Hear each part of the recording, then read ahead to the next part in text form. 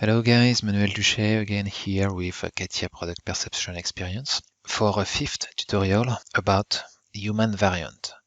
I have been granted the role Human Experience Designer in addition to the role Product Experience Presenter, and this gives me additional functionality. The first one is the ability to create human avatars or insert an existing one from the database in my current presentation.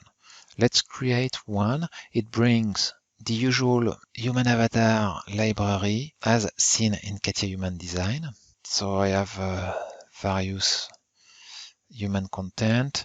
For the example, let's use this scope. Once inserted in my scene, I can edit it, change his posture. Once I am happy with the posture, I can capture this human and his posture in a human variant. For that, I will create a new panel. And I have this additional command. Again, if I have been granted the role Human Experience Designer, I select the avatar and create a first variant. Going back to the Edit panel, selecting another posture, going quickly, just for the sake of example, doing the basic operation. And now I have two human variants made from a same avatar but with two different postures. What I would like to show you fairly quickly is that in play mode, when you switch between two of these variants, you get a smooth interpolated animation.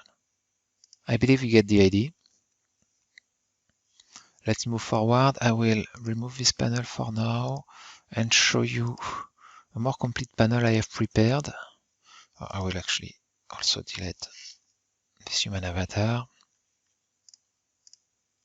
Here I want to present how the door could be opened. From the previous tutorials, you remember that I had created some different door opening position.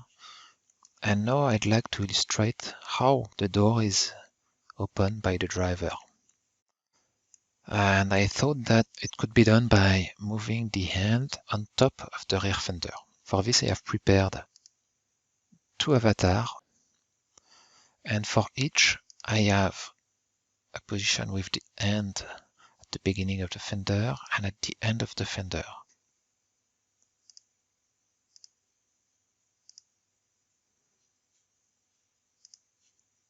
So to tell my story, when presenting my design project, I will create a line of stages, which I will put in a new variant panel. So if you follow the previous tutorials, you should be familiar with the concept of stages, which combine all the other kind of variant in a single stage. You notice that some items in my variant panel are grayed out. These are the ones that I don't need in presentation mode. I won't need the decision panel for today's tutorial, so I will also hide it in play mode. For the first stage, I just want this situation, no human, this viewpoint, the door closed. Next, Jenny appears. Then she reaches the fender while the viewpoint is getting closer.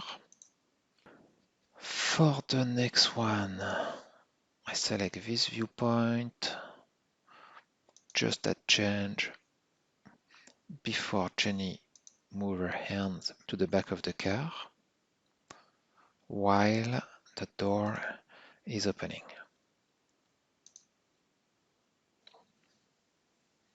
And that's it. That's enough. That's enough. Let's try that. And let's play the stage line in slideshow mode.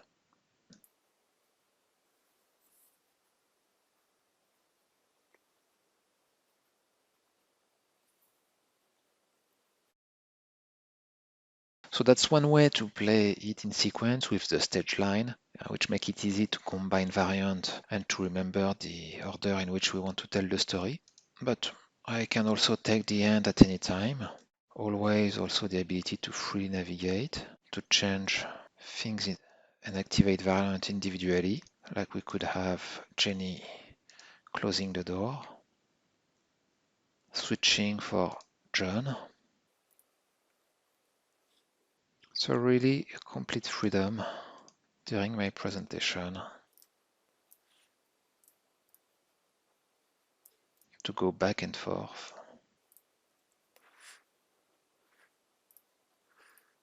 with my set of variants. That's all for today. Hope you enjoyed that. Talk to you soon. Bye.